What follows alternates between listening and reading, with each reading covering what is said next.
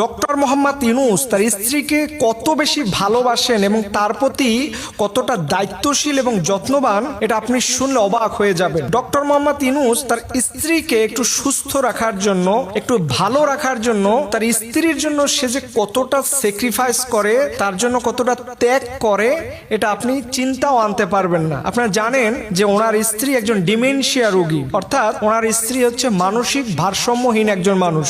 যদিও সে প্রথম লাইফ এরকম ছিল না, তিনি জাহাঙ্গীরনগর ইউনিভার্সিটির প্রফেসর ছিলেন, অনেক সুস্থ একজন মানুষ ছিলেন, পদার্থ বিজ্ঞানে সম্ভবত তিনি পড়াশোনা করাতেন। এই মহিলা যখন অসুস্থ হয়ে পড়ছে এমন ভাবে যে উনি শুধুমাত্র ডক্টর ইউনূস সাহেবকে ছাড়া পৃথিবীর অন্য কোনো মানুষকে চিনেন না, ওনার ছেলে মেয়ে উনি কাউকে চিনেন না, শুধুমাত্র ডক্টর ইউনূস সাহেবকে চিনেন। অর্থাৎ এই মহিলার খেদমত করার জন্য, তার স্ত্রীর খেদমত করার জন্য সে তাকে যে কত কাজ করে দিতে হয়, তার বাথরুম করানো থেকে পোষা পায়খানা যাবতীয়